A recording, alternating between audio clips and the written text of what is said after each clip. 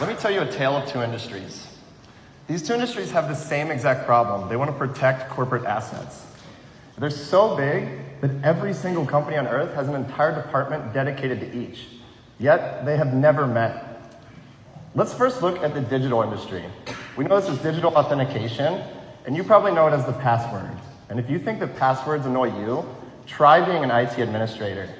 The problem is that hackers have gotten so good at stealing and cracking passwords that the current password-based solutions are completely ineffective. Let me show you an example. So a phishing attack is when somebody sends a specially crafted email that looks exactly like one you would have gotten from work. But when you click the link in the email, you're redirected to an attacker-owned website. Can you tell the difference between these two websites? I sure can't. And neither could the 40 people in this room that we sent a phishing email last night. When they went to this website, they were then prompted to enter their UCSB net ID because there was important information about the finals tonight. But when they were typing in their password, instead of getting to the important information, they found this landing page that informed them that had it not been for us protecting them, they would have had their credentials stolen. In fact, 76% of companies last year reported being victims of phishing attacks. And phishing attacks alone cost the world economy $5 billion between 2013 and 2016. So now that we've seen the problem with phishing, let's see what's going on the physical side. We all know these as door locks with keys, right? We're protecting the common problem of burglary. We don't want people to steal our stuff. We paid a lot of money for it. And the industry has pretty much standardized this. We have these card readers, we take our IDs out, we touch them to the reader, and they make that wonderful boop, and the door unlocks. However, these have similar security problems. They can be stolen or copied. In fact, it only took me 5 seconds to copy my UCSB ID. So, let's say we're a company and we don't want this to happen to us. What is the state of the art right now? In the digital world, we have two-factor authentication. Things that text you, things that you carry in your pocket. And on the physical side, we pretty much know it. It's the IDs that we have, and it's the readers that are on our doors. The problem is that in both these industries, they suffer from the same four problems. These solutions are annoying. You get a text on your phone, and you have to copy this number into some text field. You have to carry another thing in your pocket. There's a new ID, a new thing on your keychain. They're inflexible. If UCSB wants to fix the problem of cloning their IDs, every single person needs a new ID. And they're expensive. In our interviews, we found out that the readers on campus cost $7,000 per door. And companies have been making products in both of these industries independently for a long time. But no one has actually tried to solve the overarching big problem until today. How many people in the audience have a smartphone on them right now? Exactly. So here at Allthenticate, we want to use that smartphone to protect your employer's workforce or protect your employer's assets. We call this single device authentication. And the idea is simple. Your smartphone probably knows you better than your mom does. You take it everywhere with you. You talk to it every day. So if you can convince your smartphone that you're you, we want your smartphone to then convince the rest of the world, both physically and digitally. We've actually been working on this technology for the past 10 years, and we can talk to anything that your smartphone can talk to. So NFC, Wi-Fi, Bluetooth, USB.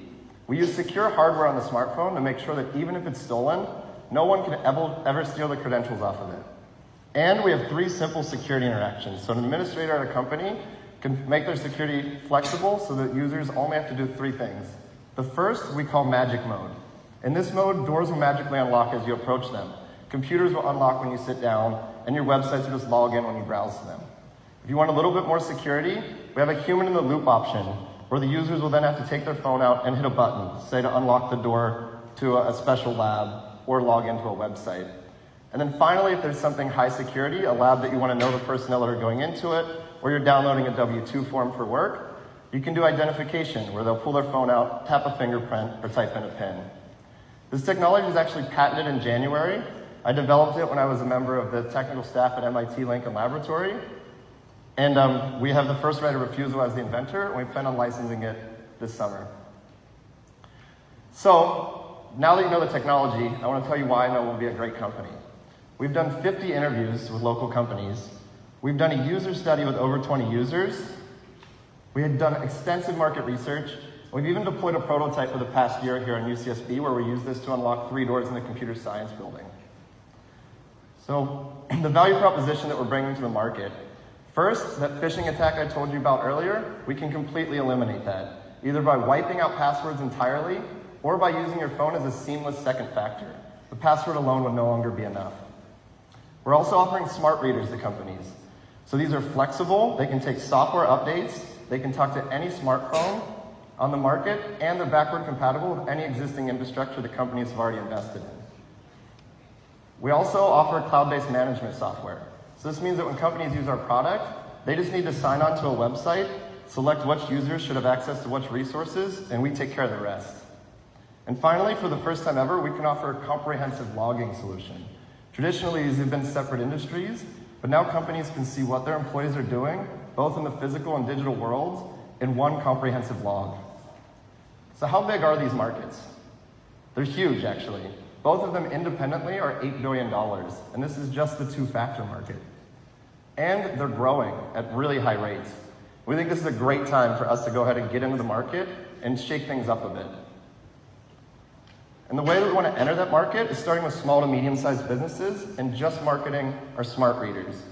The reason for this is twofold. One, we want to literally get our foot in the door. We find that once companies invest in their reader technology, they tend to stick with them.